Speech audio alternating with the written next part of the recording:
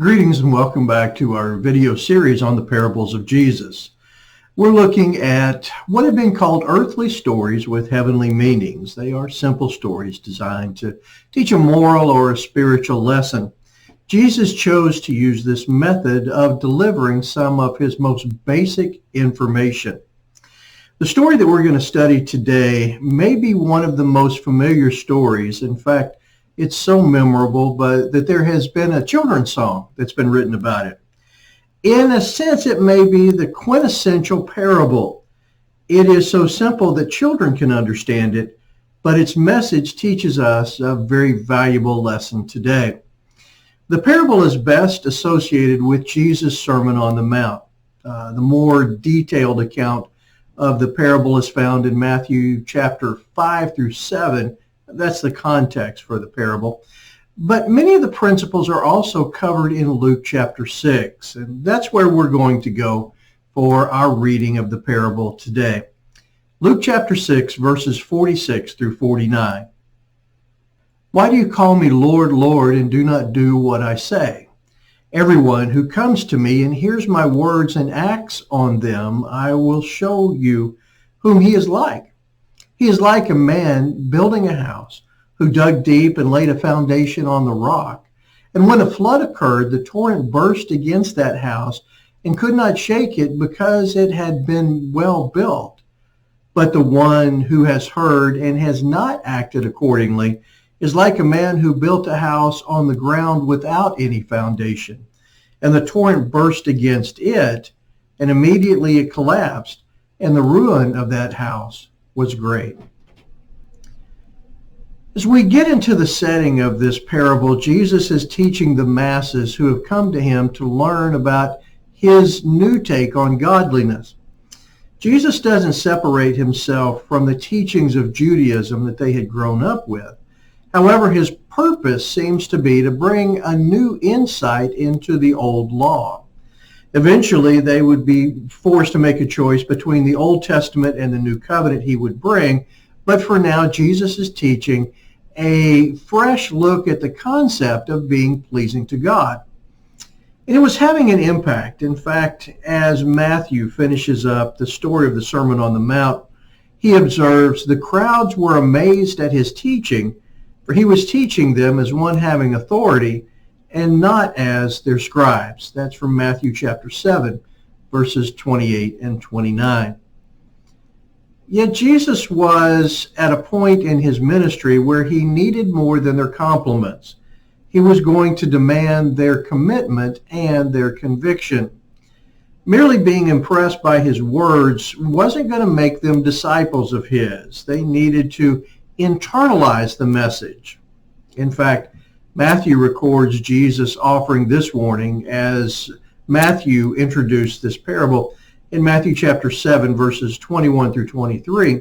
He says, "Not everyone who says to me, Lord, Lord, will enter the kingdom of heaven, but he who does the will of my Father who is in heaven will enter. Many will say to me on that day, Lord, Lord, did we not prophesy in your name, and in your name cast out demons, and in your name perform many miracles? And then I will declare to them, I never knew you. Depart from me, you who practice lawlessness."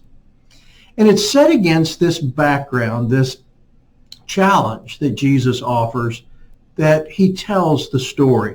Let's take a look at the story. As we said, Jesus begins the challenge by saying, "Why do you call me Lord, Lord, and do not do what I say?" Then he offers the story of two contrasting builders.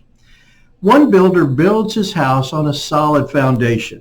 He dug down deep and found solid rock to support his building.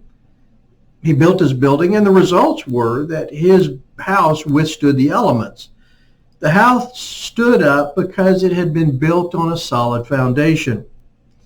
Jesus compares this person who comes to him, who hears his words, and the one who acts on them. They give him more than lip service, they actually give him their life. He uses the second illustration, the one of a builder who built a house on no foundation. This builder goes and erects a building on the surface ground without any preparation. The result is that when the house faces these same types of elements, it falls to pieces in the presence of the harsh weather. The house was destroyed because it didn't have a significant foundation. Jesus compares this builder to the person who just hears Jesus' message, but really doesn't do anything about it, doesn't internalize it, doesn't live by it. They were willing to talk the talk. They just aren't dedicated enough to walk his walk. Now, what's the application? What is Jesus trying to teach to those in his day? I think that Jesus at this point in his ministry is a hot commodity. A lot of people were hanging out with him. Some of them might have even wanted to identify as part of his movement. But at this point, they needed to understand that it was going to take more than a knowledge of Jesus to endure what was about to happen. They were going to face some spiritual challenges. And if they weren't willing to make the commitment, they were going to be a part of a myriad of people who would merely fall by the wayside as this movement headed toward the cross and beyond. One of the illustrations that Jesus uses to lead us into this discussion is the production of fruit. If you're not going to produce fruit, you're not going to be a part of this ministry. The only way the early disciples were going to produce fruit was to be dedicated to him.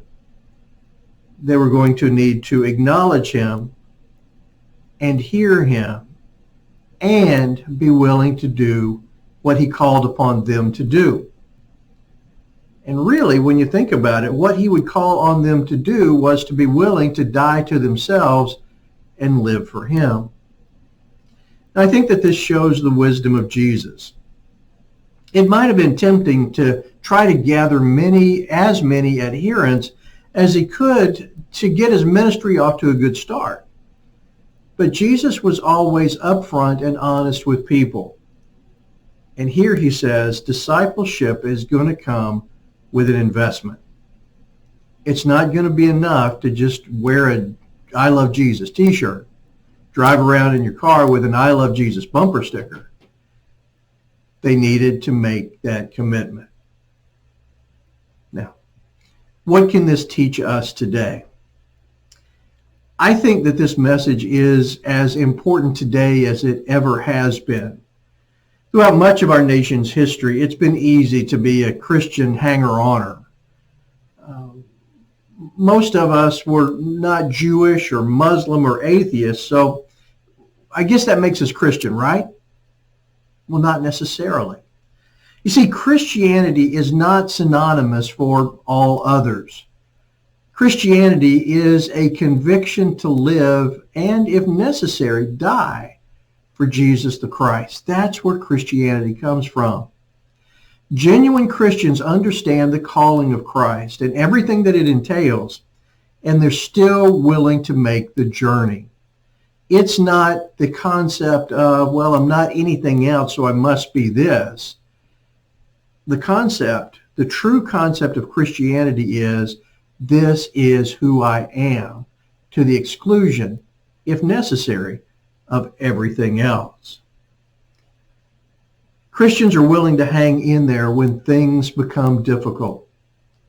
They have a foundation built on lasting principles that were taught by Jesus.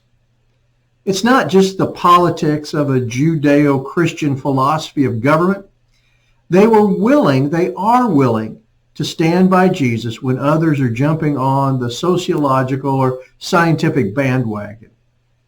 In other words, they have such a solid connection to Jesus that no matter what happens, whether it's difficulty or whether it's the winds of change, they're willing and able to stay firm. Folks, I think that there are a couple of important implications to this parable, especially in the 21st century. And we just talked about the conviction that it takes to be a true believer. But it's also important to have a working definition of the term Christian today. Are there fewer Christians today than there have ever been? Well, if you listen to the naysayers, the answer is an overwhelming yes. But I'm not sure that that's the true answer. Are there fewer people who are calling themselves Christians today? Absolutely. Yet how many of the people who called themselves Christians in the past were merely those who wanted to identify with Jesus, not those who were dedicated to him?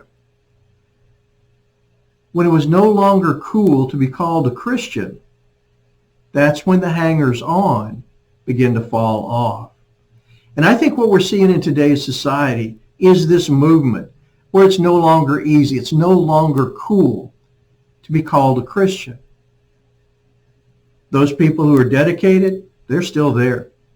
They're going to fight tooth and nail to make sure that the essence of Christianity is followed, which, by the way, also includes loving your neighbor. But there will always be those who try to wear the name, but they don't want to walk the walk. Christians are those who hear, believe, and walk their journey with Jesus.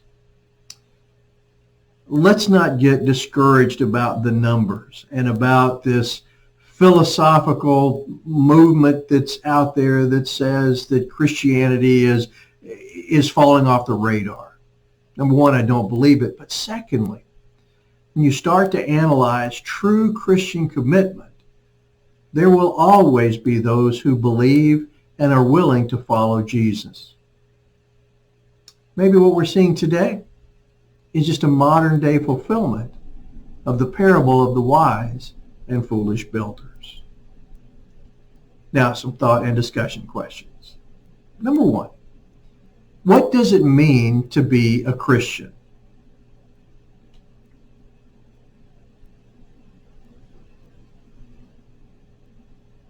Number two, why is it so important for people to have a solid spiritual foundation?